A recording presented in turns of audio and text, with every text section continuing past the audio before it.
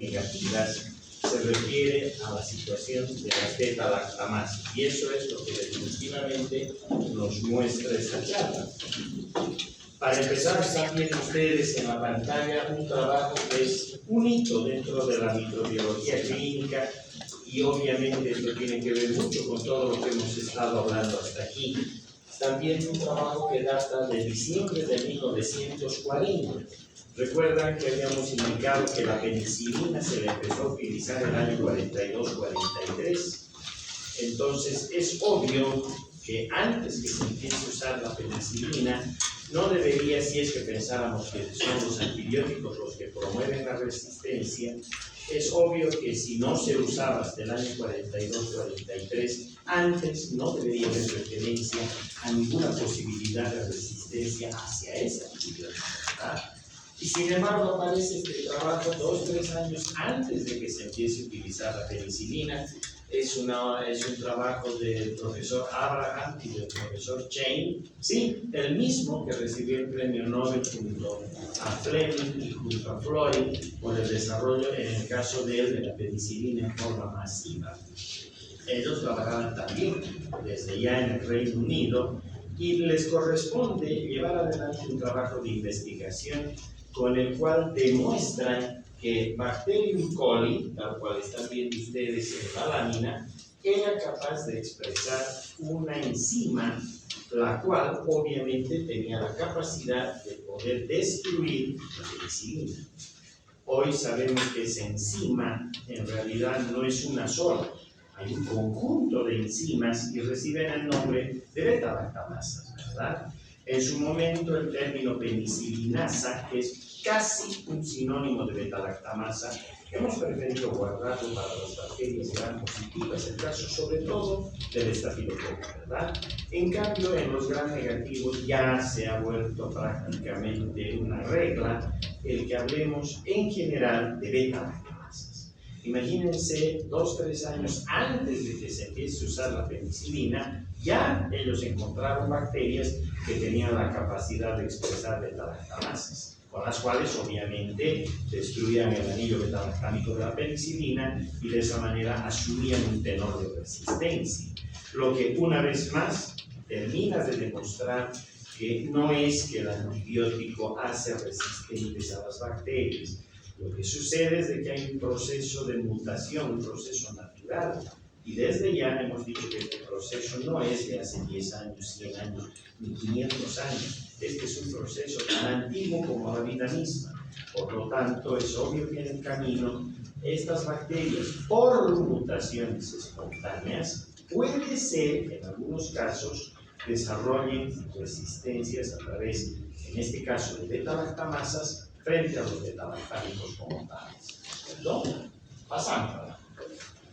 ¿Qué mecanismos son más importantes en las bacterias gram negativas? De hecho, ahí tienen ustedes una lista, el mecanismo de la impermeabilidad. El lunes ya hemos hablado de este mecanismo, ¿verdad? Por otra parte, el eflujo, que hemos indicado que es un mecanismo de lejos tan realmente idóneo para las bacterias para poder armar resistencia hacia los antibióticos, pero también hemos dicho que en algunos casos la alteración o modificación de PDPs.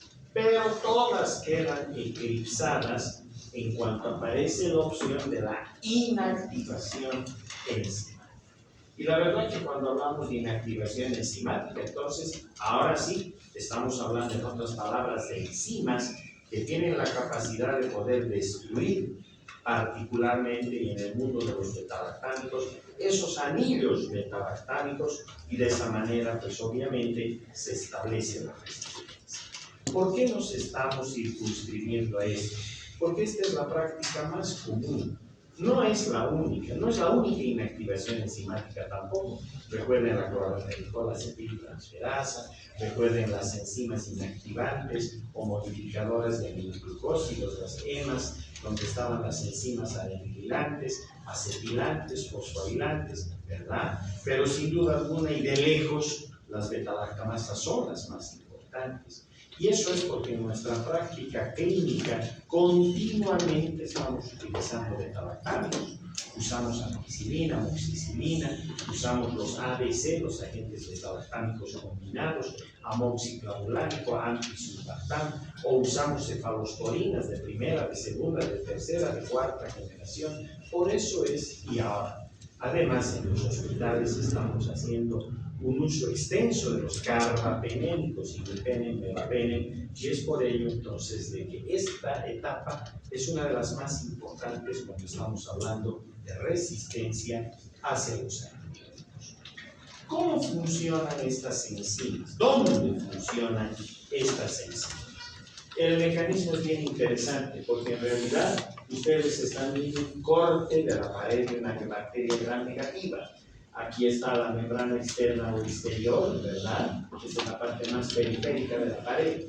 Aquí están los lipopolisacáridos, aquí están las porinas, este es el espacio periplástico, ¿verdad? Y aquí está el péptidoglicano, que es una parte también, hemos dicho, importante en la pared de las bacterias. Pero no solo eso, también tenemos la membrana celular, aquí está, ¿verdad? Y aquí abajo el citoplasma. Fíjense que en este espacio periplástico es el lugar donde las bacterias gram negativas, porque las gram positivas no tienen espacio periplástico, las gram negativas van a concentrar, van a guardar diferentes enzimas que utilizan dentro de sus sistemas de metabolismo. Entre ellas pueden guardar beta-lactamasas, y aquí está. En este caso, por ejemplo, están guardando beta-lactamasas acá. Han fabricado las beta-lactamasas y las han guardado, las han concentrado en este espacio periplástico. De ahí que si es que llegara un beta-lactámico y pasara por la porina para poder ir después al péptidoglicano, donde se tiene que enganchar con las PBPs, ¿verdad? No va a poder suceder porque cuando llega hasta este nivel, estas enzimas, estas beta-lactamasas, se encargan, hemos dicho, de cortar los anillos beta-lactámicos, y al hacerlo, pues obviamente se establece un fondo de resistencia hacia el antibiótico. Cosa bien diferente con los gram positivos. Las bacterias gram positivas, como no tienen espacio periplástico, cada vez que fabrican beta-lactamasas, las eliminan al exterior. Sus beta-lactamasas trabajan fuera de la bacteria, ¿de acuerdo? Así que entonces se darán cuenta también, apaguen su celular o la clase se acaba aquí, y aquí van a entrar 20 preguntas al parcial.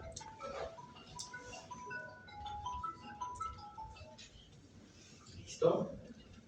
Bien, les decía entonces, es importante poder discriminar lo que pasa entre gram positivos y gram negativos, porque obviamente en los gram positivos las bacterias no van a fabricar beta-lactamasas basalmente, ¿cierto? Es decir, aparece la posibilidad de que se exprese su maquinaria genética y empiezan a fabricar beta-lactamasas. No, las bacterias ahorran, las bacterias son eficientes, no van a fabricar enzimas que no van a utilizar. Entonces, los gram positivos solo ensamblan beta-lactamasas cuando se enfrentan a beta-lactámico.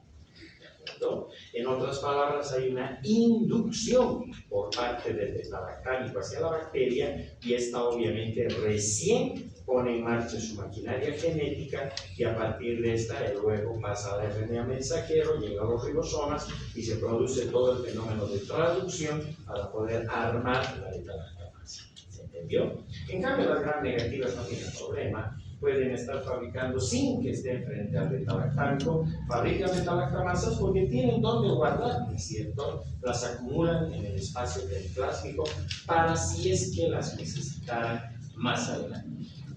El mundo de las beta-lactamasas es un mundo tan grande que ya les decía que dentro de la bacteriología clínica hoy por hoy trabajamos en una subespecialidad que es la parte de resistencia a antibióticos.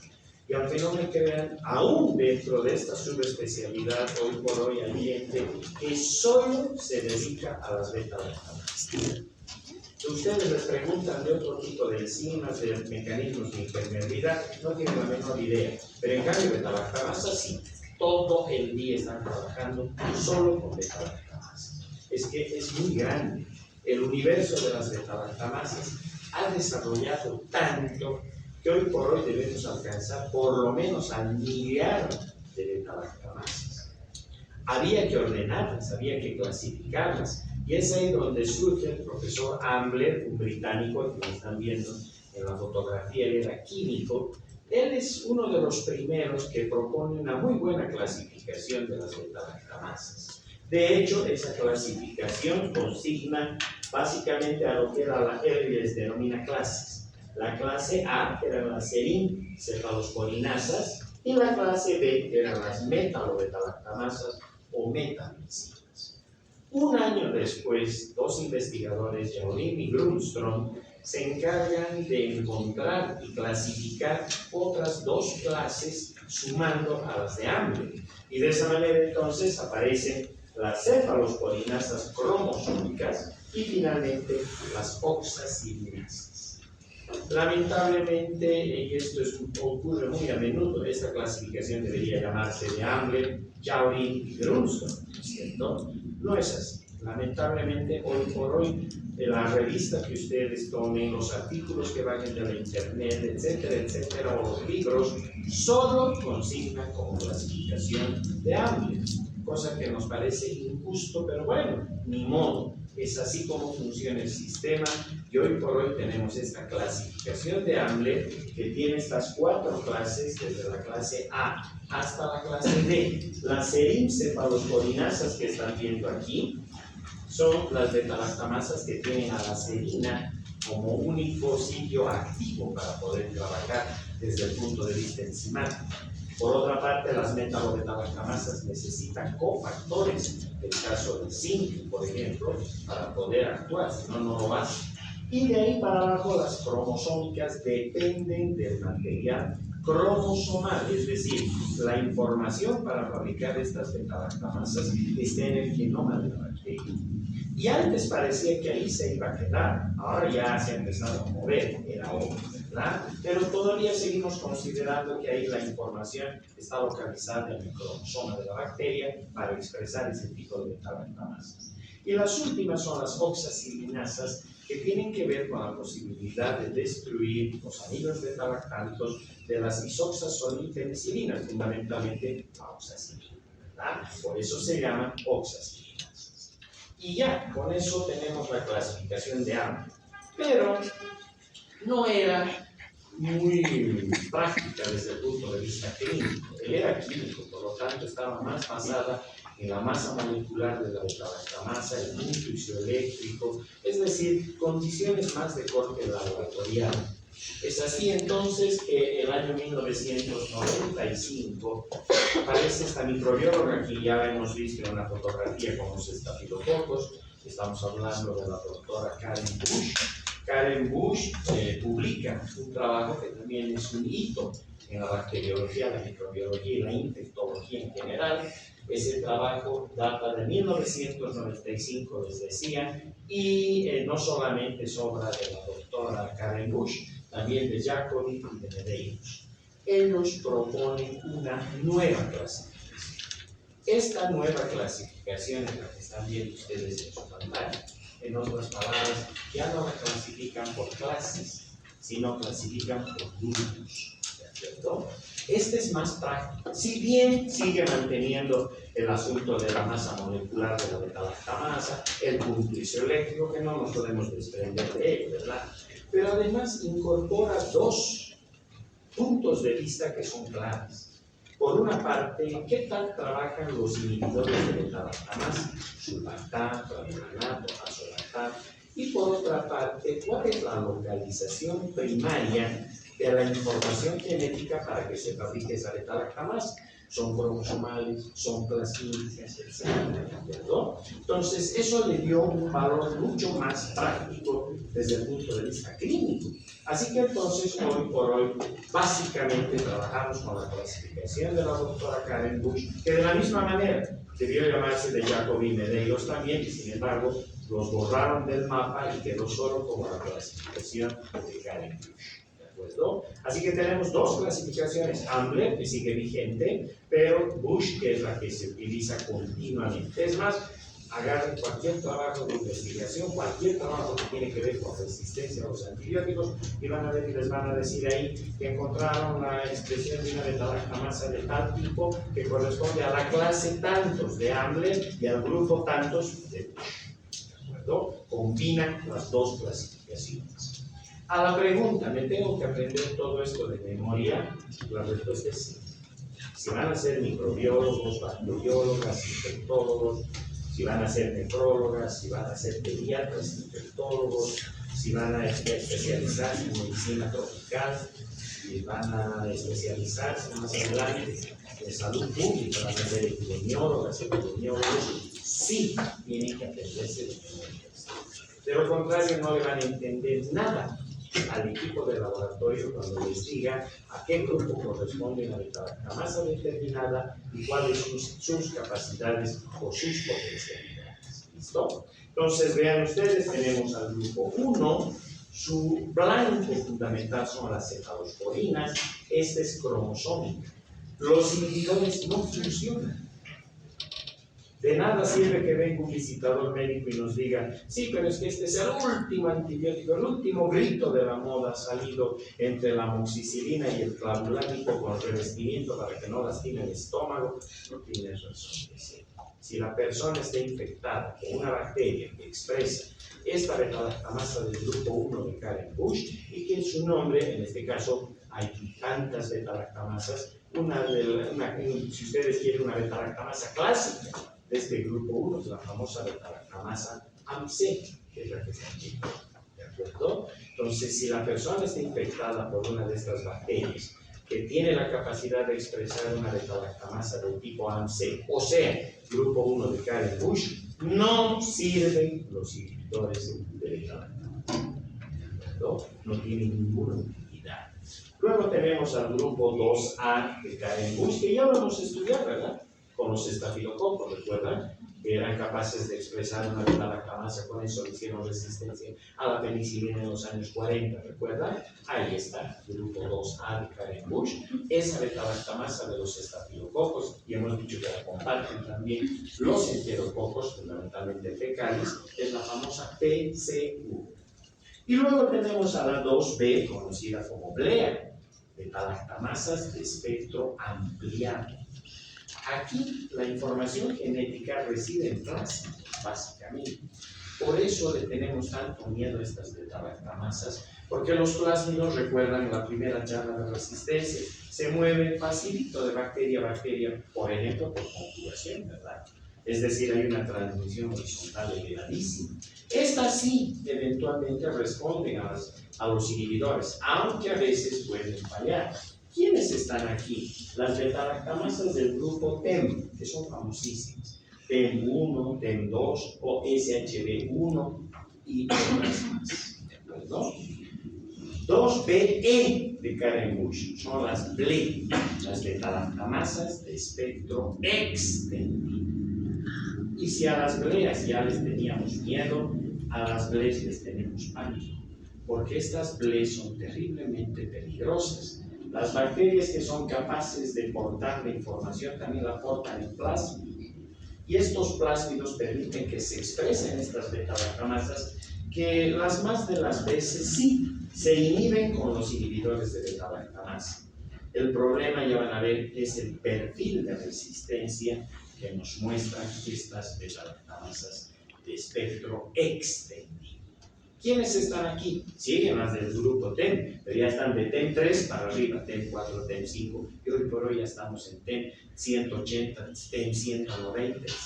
¿De acuerdo? Lo mismo las SHB, están desde la 2 para arriba, y han pasado el centenar. Como también tenemos a la famosa CTXM, pregunta del examen a la residencia de este año, en otras palabras, residencia médica. Las de CTXM son beta-lactamasas que están en el paquete 2BE de Karen Bush, son BLE, beta-lactamasas de espectro extendido, y son muy propias del cono sur de nuestro continente. Las hallamos en la Argentina, las hallamos en el Uruguay, en el Paraguay, Bolivia, Perú, Chile. ¿De acuerdo? Es una beta-lactamasa casi, diríamos, muy típica, todo esto que tiene que ver con CTXM del cono sur. Ahora, no es que no hay en el resto del planeta, claro que también están, pero acá encontramos mayor cantidad, mayor frecuencia de aparición de las beta-lactamasas del corte ZXM. Lo mismo, hay ZXM1, M2, M3, M150 y así sucesivamente. ¿De acuerdo? Bien. Luego ya siguen las otras beta-lactamasas, las del grupo 2E, 2BF, 2E, 2F, 3 y 4. Pero imaginen que esto es una pizza. Si yo me quiero comer toda esta pizza, me voy a indigestar. Es mejor que la divida por pedacitos. Si la divido por pedacitos, se me va a hacer más fácil, ¿cierto? Hagamos eso entonces. Ahí está. La he cortado en un pedazo. Entonces este pedazo ya está más fácil. Porque aquí ya estoy, mira, ya no voy a ver la dosa para que ya lo hemos visto con los estafilococos y con los enterococos, ¿verdad? Pues ahora me concentraré en estos gram negativos, donde de estos gram negativos, obviamente los enterobacteriales son los más importantes. Ahí está Escherichia coli, está Enterobacter, Klebsiella, Salmonella, Shigella, ¿verdad? Entonces me concentraré en ese paquete de bacterias que causan un elevado número de infecciones en nuestros pacientes. Entre estafilococos y los enterobacterales agarran más del 90% de las infecciones, ¿verdad? Así que entonces me conviene concentrarme acá. Y si me concentro acá, otra vez, están viendo ustedes, solo ese pedazo recortado de la tabla que hemos visto hace un rato. Grupo 1, grupo 2B y grupo 2B. ¿De acuerdo? Haremos un pasito más. ¿Pero de dónde vienen sus nombres? Porque esto de T, SHB, ZX, lo van a ver hasta el día que dejen de ejercer esta disciplina. ¿No? Y en realidad se debe, cuando hablamos de las beta-lactamasas denominadas TEM, en realidad se han utilizado las 3 primeras letras de temoniera, que era el nombre de una paciente griega a partir de quien en 1960 se aisló una enterobacteria que tenía la capacidad de fabricar, de expresar una beta-lactamasa.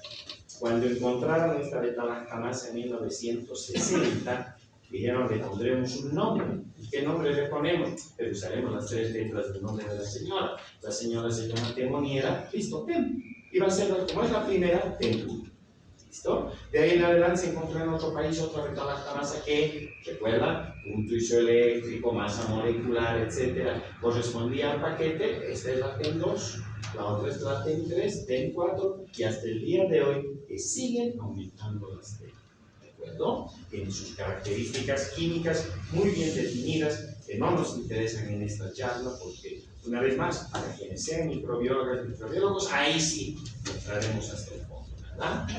¿Por qué se llaman SHB? Porque también utilizamos las 3 primeras letras a partir de un término, las sulfhidrilo variables. De ahí viene SHB. Y lo mismo se encontró una beta-lactamasa que era sulfhidrilo variable, tenía ciertas características, que sea la 1, y a partir de esta aparecieron otras, la 2, la 3, la 4, y así sucesivamente. Y luego la ZXM, ¿por qué? Porque en realidad tiene más actividad de cefotaximasa. ¿Qué significa eso? Es una beta-lactamasa que es una enzima que está dirigida a la cefotaxima. Y si recuerdan, la cefotaxima es una cefalosporina de tercera generación, ¿verdad? Lo interesante es que, si bien su blanco principal es la cefotaxima, pero eso no obsta de que termine quemando a varios beta-lactámicos, a muchos beta-lactámicos, ¿de acuerdo? Pese a que su blanco básico, su blanco primario es la cefotaxima, sin embargo, cuando una ZXM está en marcha, la 1, la 2, la que fuere, terminan quemando bastantes beta-lactámicos, ¿de acuerdo? Entonces ahí está, por ello tienen estos nombres. Vamos avanzando y regresamos al grupo 1 de Karen-Busch. Cuando volvemos al grupo 1 de Karen-Busch tenemos 2 posibilidades. Y de aquí en adelante solamente van a mirar lo de abajo, que es la parte del laboratorio. No necesitamos saber exactamente lo que pasa en el laboratorio. Lo que nos interesa es que sepamos qué hace este tipo de beta-lactamasa, en quiénes y qué antibióticos quedan de pie y cuáles se quedan, ¿verdad? Eso es práctico para los médicos.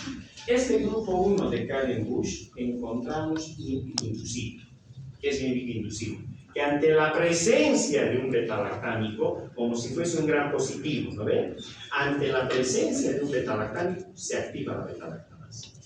Es más, no solo frente al beta-lactámico como tal, el ácido clavulánico, ese inhibidor de beta-lactamasa, es poderoso arrancador o despertador del sistema AMSE. ¿Se dan cuenta? O sea que si yo no sé qué bacteria está infectando a mi paciente y qué tipo de beta-lactamasa se está fabricando y le doy un antibiótico, un ABC, amoxiclavulánico clavulánico, y si por mala suerte está fabricando el grupo 1 de Karen Bush, ese paciente, si está delicado, en 48 horas está en terapia intensiva o en 96 horas está ya en el cementerio jardín. ¿De acuerdo? Entonces, no es, por eso decíamos, no es prescribir antibióticos por prescribir. Yo tengo que saber todo esto, ¿verdad? Porque si de lo contrario no manejo esto, imagínense los errores que voy a cometer. Y eso significa que tengo que trabajar pegadito a mi laboratorio de bacteriología o microbiología. Ahí tienen la obligación de detectar esta beta-lactamasa. En laboratorio no necesitan escribir o nada, solo escuchen. En laboratorio detectamos de esta manera. Le colocamos un disco de amoxiclavulánico y cefalosporinas de tercera generación a una determinada distancia. Miren qué bonito se achata el halo. Miren cómo se aplana. Lo mismo aquí pasa con el asteronam y aquí con la cefuroxima, que es una cefalosporina de segunda generación. Pero nosotros le ponemos el amoxiclavulánico y 2 cefalosporinas de tercera, cefotaxima y ceftazidima. Y aquí están viendo ustedes una vez más cómo se achatan los halos. Parece una letra D mayúscula, ¿verdad? Listo, eso vemos y decimos, mira, AMSE, grupo 1 de Karen Bush. ¿En quiénes está AMSE? Pregunta de parcial y de final. Está en este paquete de bacterias: Enterobacter, Citrobacter freundii, obviamente en Serratia, Morganella morgani y Providence. 5. ¿De acuerdo? Entonces, obviamente todas estas son enterobacterias. Estamos hablando de que el grupo 1 de Karen Bush, AMSE inducible, se va a encontrar en Enterobacter, las especies de Enterobacter, se va a encontrar en Citrobacter freundii, se va a encontrar en Serratia, en Morganella morgani y finalmente en Providence. Estas tienen la secuencia AMSE en sus genomas. Por eso es de que si viene un beta-lactámico y tiene la capacidad de activar la fabricación de AMSE, o viene el clavulánico, y obviamente se activa la formación de AMSE, estas bacterias empiezan a fabricar la beta-lactamasa AMSE, y entonces ahora sí, veamos qué es lo que pasa. Miren ustedes en el antibiograma, y luego, cuando ya reportan a ustedes este antibiograma, y ustedes necesitan saber la teoría de AMSE, se resume muy fácilmente. Se caen todos los beta-lactámicos. No sirven las aminopenicilinas, ampicilina, amoxicilina, resistencia. Los ABC, los agentes beta-lactámicos combinados, claro que no sirve si estamos diciendo que los inhibidores no funcionan. Con mayor razón, entonces, antisulbactam, amoxiclavulánico se cayeron, ¿verdad? No tienen ningún tipo de acción. Pero no solo eso, sino que también se caen las cefalosporinas, de primera, de segunda y de tercera. ¿No? Y no contentos con esos, arrastran incluso a los monobactams, a las triunas. ¿Quiénes quedan de pie ante una AMSE inducible? Solamente los carbapenémicos, o sea, imipenem, meropenem, y las cefalosporinas de cuarta generación, cefepime, cefpiro. Las dos están en fuera. Y obviamente las que corresponden a carbapenémicos, imipenem, meropenem, también están en fuera. Así que si me mandan reportes del laboratorio, me encuentro con la bacterióloga y me dicen, recuerdo que su paciente tiene una infección por Citrobacter freundii, una bacteremia por Citrobacter freundii, y le cuento que es una AMSE, listo, grupo 1 de Karen Bush, AMSE, perfecto, se cayó todo y aquí solo me van a servir carbapenémicos, imipenem, meropenem y cefalosporinas de cuarta generación, cefepime y cefpiro. Ya sé que tengo que prescribir al paciente en beta-lactámicos, sabiendo que no me voy a equivocar y me va a ir bien al paciente. ¿Se entendió? Perfecto, vamos un paso más allá. Pero a veces las bacterias se vuelven locas. Terminan de mutar y es como si se soltara el freno de mano. Empiezan a fabricar la beta-lactamasa, la AMSE, en grandes cantidades y deja de ser ya una AMSE inducible y se vuelve una AMSE de-reprimida. El nombre está perfecto, porque deberíamos decir AMSE hiperproducida, ¿no es cierto? Ha aumentado la cantidad de AMSE, pero como ya sabemos el mecanismo genético está controlado, hemos dicho, por la secuencia AMSE. Esa secuencia AMSE, de acuerdo a la genética que ya han debido llevar, ahí les han explicado los genes estructurales, los regulones, los modeladores, etcétera, ¿no es cierto? Y en estos casos, cuando todavía no se ha vuelto loca la bacteria, hay genes, secuencias genéticas que están todavía controlando la fabricación de AMSE. Acá ya no, la mutación es total, completa, se pierde la posibilidad de poder reprimir la producción de la beta-lactamasa porque ya no hay cómo reprimir a las secuencias genéticas que están ordenando para la fabricación de la beta-lactamasa. Y si ya no funcionan los genes represores en genética, eso se llama de-reprimido, ¿no es cierto? Por eso le llamamos AMSE de-reprimido, que significa que ya es una cantidad enorme de AMSE que están fabricando y ahora la cosa está grave. Nosotros detectamos en laboratorio porque vemos que ya no hay niados con las cefalosporinas de tercera generación, pero no me hagan caso, eso es para el laboratorio. En la clínica, ¿qué me sirve? Que se me cae prácticamente otra vez tal cual el AMSE inducible, se cayó todo hasta ahí, se mantiene, solo que esta vez ya solo me quedan de pie los carbapenémicos. Y mi pene, nada más. Las cefalosporinas de cuarta generación, como ya hay tanta cantidad de beta-lactamasa, pueden resultar, en este caso también comprometidas, y en todo caso se anticipa fracaso terapéutico si es que usamos cefalosporinas de cuarta generación. ¿Se entendió? Ahora, hasta aquí estaba bonita la historia, porque les estoy contando lo que lo he dicho seguramente hace muchos años en una clase que era así.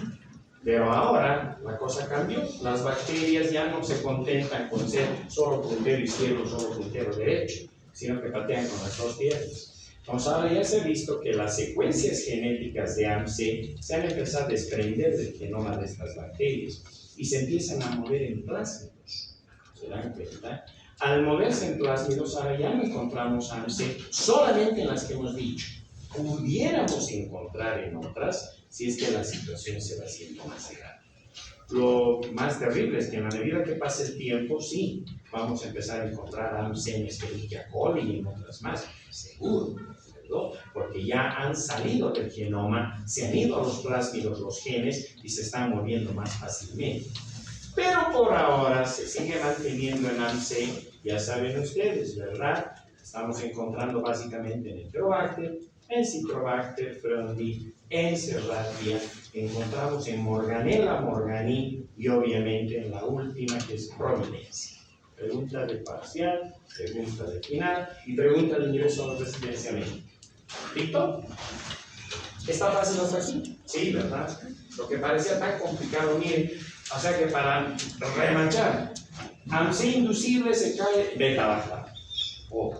Se cae todo y solo quedan de pie imipenem, meropenem, que son carbapenémicos, y las cefalosporinas de cuarta generación, cefepime, cefirón. Si el AMSE se vuelve, o sea, la bacteria se vuelve loca y el AMSE se reprime, solo quedan de pie imipenem, meropenem, y anticipamos fracaso terapéutico con las cefalosporinas de cuarta generación. ¿No? Vamos un paso más allá. Las BLEA, las grupo 2B, esta aquí puede ser cualquier.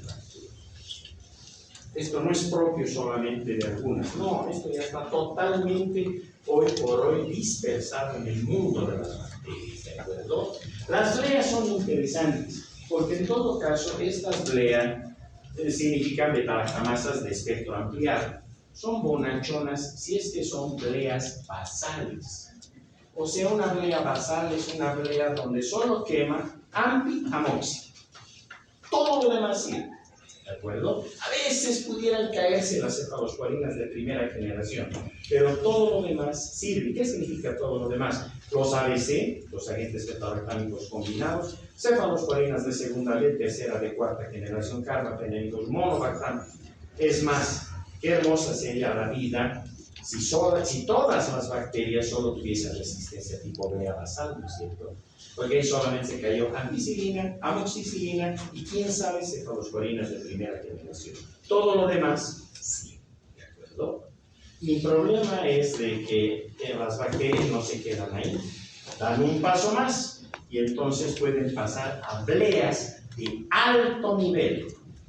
Eso significa que aumenta la cantidad de la producción de esta beta-lactamasa, el grupo 2D de Karen-Busch. Si aumenta la cantidad de la beta-lactamasa, obvio que están caídas ampia-moxi, con seguridad que se caen las cefalosporinas de primera generación y ahora sí, arrastran incluso a los ADC, o sea, antisulbactam, amoxiclavulánico, se caen. ¿Quiénes quedan de pie desde la segunda generación para arriba? Segunda, tercera, cuarta generación de cefalosporinas, los carbapenémicos perfectos, el astronam perfecto. ¿Listo? Si resumo esta parte entonces, tengo las bleas beta-lactamasas de espectro ampliado, grupo 2D de Karen-Busch, dos opciones. Blea basal, se cae ampia-moxi, quién sabe cefalosporinas de primera generación. Todo lo demás sí. Una blea de alto nivel, obvio que se cayeron ampia-moxi, desde ya que se caen las cefalosporinas de primera generación y arrastran a los ABC, a los agentes beta-lactámicos combinados. ¿Se entendió? Perfecto. Pero no solo están en las enterobacterias, sino que pueden encontrar ustedes en los gonococos, ¿de acuerdo? Podemos encontrar esto también en Moraxella catarralis, en Haemophilus influenza, como también en bacterias anaeróbicas, el caso de bacteroides. Ahora hay otro género que se ha desprendido para bacteroides y prebotela. En todos estos también son capaces de poder fabricar beta-lactamasas y lo hacen desde el punto de vista del corte 2B de Karen-Busch. ¿Listo? Los gonococos han dado un paso más. Y ese paso es bien bonito, pero no vale la pena tocarlo ahora porque nos vamos a confundir. Cuando lleguemos a gonococos y les dé la charla, ahí vamos a ver qué han hecho además estas bacterias bandidas, porque han subido una granita más, aún siendo bleas. ¿De acuerdo? ¿Hasta aquí está claro? Perfecto, vamos. Y ahora ya tenemos a las bleas.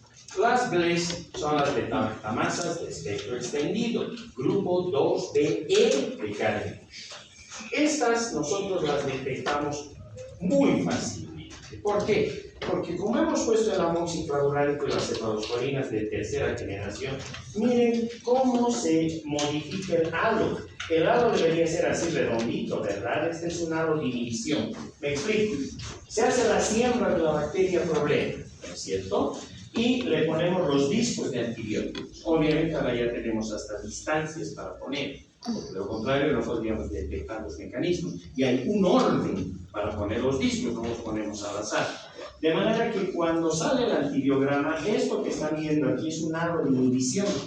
Porque vean que no ha habido desarrollo alrededor del disco, ¿cierto? Entonces lo que yo hago es medir el diámetro. Mido el diámetro y me voy a la tabla y ahí me dice si esa bacteria es todavía con ese milimetraje, si es sensible, si es intermedia o es resistente al antibiótico. ¿De acuerdo? Esa es la forma rápida que la vamos a ver en prácticas desde ya. Pero miren lo que ha pasado aquí. El halo que debería ser redondito, miren lo que le ha pasado. Los argentinos le llamaron el efecto huevo. Tienen razón.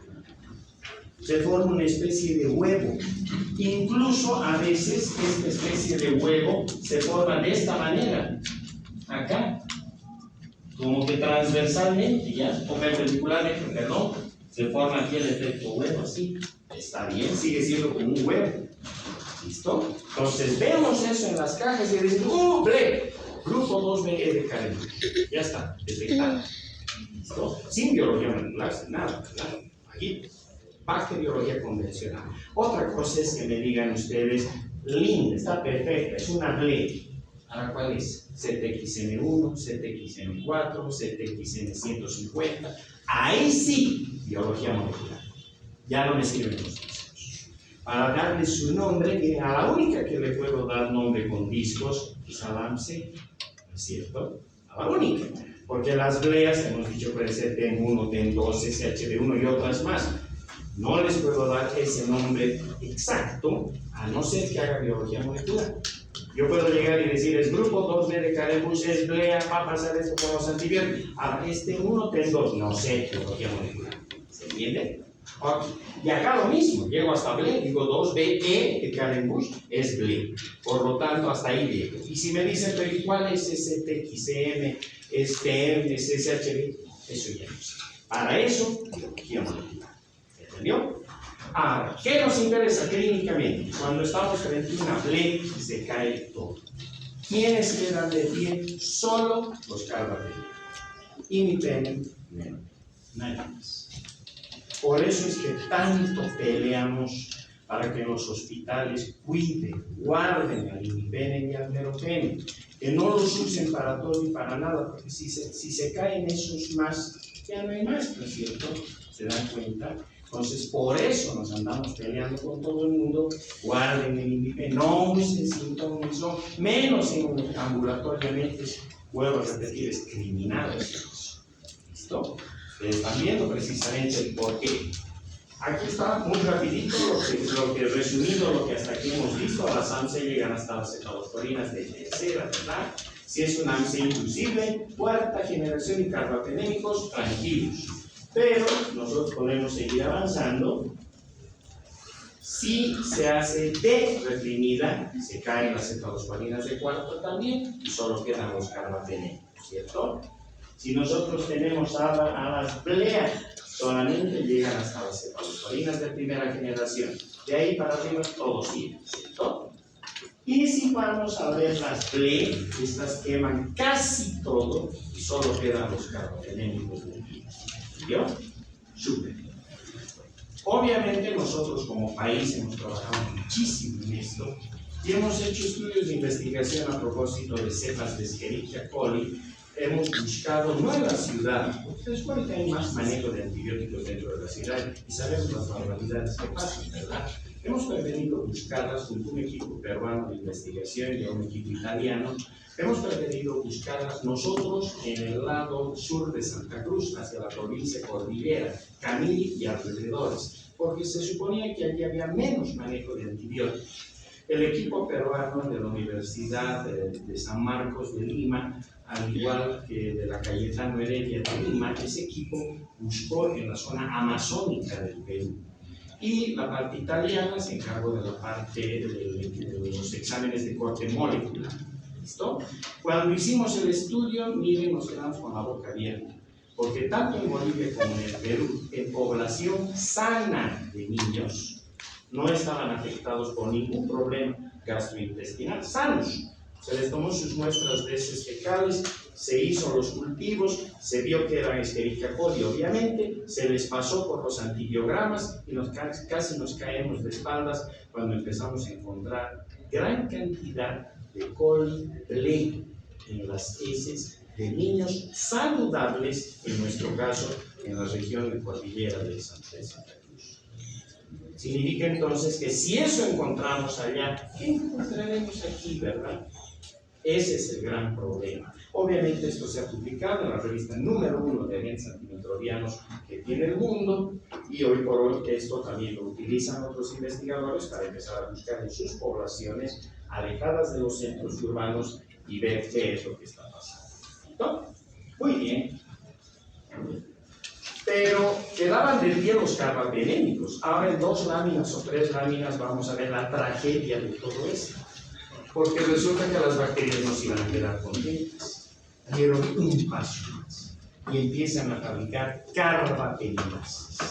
Si dicen carbapenemasas es porque son metalactamasas que precisamente hacen caer al imipenem y al meropenem. ¿No es cierto? Que eso ya es lo último realmente. Y aquí está entonces, evidentemente los grupos 2F, 2DF y 3 son los que manejan la posibilidad de que se armen estas carbapenemasas y desde ya se caigan los carbapenémicos más. En el grupo 2F, concretamente, está la famosa KPC. Ha salido hasta en Los Simpson, ha salido en los noticieros varias veces en CNN, porque es la carbapenemasa que se encontró en Klebsiella pneumoniae. En principio se la encontró en la India, hoy por hoy ya está en todo el planeta, incluido Bolivia. Esta es una beta-lactamasa, una carbapenemasa agresiva, grupo 2F de cadena. Hace caer a todos los beta-lactámicos, no queda ni uno de pie. Obvio, ¿verdad? Porque ya las otras se cayeron con las otras resistencias. Acá se suma esto más, imagínense el gran problema. Las 2DF son las oxacilinasas, son el paquete OXA. Listo, nada más, no necesitamos complicarnos más. Y las del grupo 3 son las famosas metalocarbapenemasas. Igual se caen los carbapenémicos. En cualquiera de las tres se caen imipenem y se caen neopenem. ¿Cómo las detectamos por laboratorio? Ahí está. Buscamos también los efectos luego, pero ya no es en el amoxiclavulánico con las cefalosporinas de tercera, sino que utilizamos otras moléculas, por ejemplo, el ácido borónico, el etilentiaminotetracético, etc. Déjenselo eso al laboratorio. ¿Listo? Para nosotros, clínicamente, el gran problema está en estas carbapenemasas, el grupo 2F con su gran representante KPC, el grupo 2DF con las oxacilinasas y el grupo 3 con las metalocarbapenemasas. Dentro de estas metalo está la famosa MDM, que igual ha salido en todos los noticieros y demás. La M es por metalo-beta-lactamasa y ND por Nueva Delhi. Es obviamente la capital de la India. Igual apareció allí. Y ustedes se van a preguntar, ¿por qué en la India aparecen estos monstruos? Porque lamentablemente ustedes saben que la industria farmacéutica ha migrado tanto a la India como hacia la China y a Pakistán. Ahí te fabrican la cantidad de antibióticos que tú quieras a un precio bajísimo. Lo pueden hacer para nosotros y entonces dice debajo Made in India o Made in China, pero arriba dice hecho para Bolivia. ¿Listo? Y hasta le podemos poner nuestra marca, nuestra bandera, todo lo que queramos. No es ese problema mientras paguemos. Tienen ciudades que son fábricas de antibióticos. Y los desechos de antibióticos van a las alcantarillas. Salen al exterior y obviamente están regando de antibióticos, intoxicando con antibióticos su medio ambiente. Por lo tanto, las bacterias se seleccionan más rápido. ¿Sí o no? De ahí esas bacterias luego me las tomo yo en un vaso de agua o en una comida mal preparada, no me lavé las manos o no se lavaron las manos quienes preparaban nuestras comidas, me subo al avión y esa bacteria viaja en avión hasta otro país. No necesita pasaporte, no necesita visa, no tiene que declarar sus dólares, nada de esa bacteria, ¿verdad? Y se lleva su resistencia. Entonces, si vemos ya cerrando nuestra charla, están las carbapenemasas extremas, acá que se quema todo. Las OXA, sobre todo cuando es la OXA 48, respeta a los monolactanos, no toca a las treonanas, pero igualito los carbapenémicos se caen. Pueden también quedar de pie las cefalosporinas de tercer y cuarto. ¿Listo? La bacana es que cuando la OXA es más agresiva y es la 163 o la 146, es como si fuese una KPC, se cae todo. Y en las metalo-beta-lactamasas o metalocarbapenemasas se cae todo menos astreonato, los monolactanos. Esos quedan de sí. Vuelvo a la película para atrás. Grupo 2F de Karen-Busch, KPC. Todo queda. Ahí no queda nada de ti. El grupo 2DF de Karen-Busch, las oxacilinasas. Si es OXA 48, respeta al astreonal y respeta las cefalosporinas de tercera y cuarta generación. Si es otra OXA, ya ni siquiera pongan en uno de ustedes, si es otra OXA que no sea 48, quema todo. Grupo 3 de Karen-Busch, las metalo-beta-lactamasas, ahí está la MDM, hemos dicho, y otras. Estas queman todo excepto el astreonal, no tocan el astreonal. O sea que ya sé que puedo usar astreonal en esos casos. ¿Listo? La situación está complicada porque con las carbapenemasas nos hemos vuelto locos. Hasta el doctor no sabe qué hacer, está asustado, porque en cualquier rato se presenta un paciente con un problema de estos y no hay droga para resolver el problema. No hay posibilidades que definitivamente ahora se está viendo de que la mortalidad se está asociando más a estas carbapenasas. Por ejemplo, metalobeta-lactamasas en pseudomonas aeruginosa, y ya sabemos que las métalos son grupo 3 del carembullo. Miren, la mortalidad va del 44 al 75% de sus pacientes. Es más, metalobeta-lactamasas en enterobacterales o enterobacterias, la mortalidad va del 19 al 68%. Y KPC en enterobacterias, la mortalidad del 22 al 57%. Eso es lo. Y contra estas van a tener que pelear ustedes. Por eso es que necesitan manejar esto perfectamente. De lo contrario, pues la situación se torna muy peligrosa y desde ya todos estamos en el mismo barco. Nunca se separen de sus laboratorios de bacteriología, de microbiología, porque evidentemente son los únicos que les van a dar eso. ¿No? Porque el problema está mejor poder. Muchísimas gracias. Muy buenas tardes.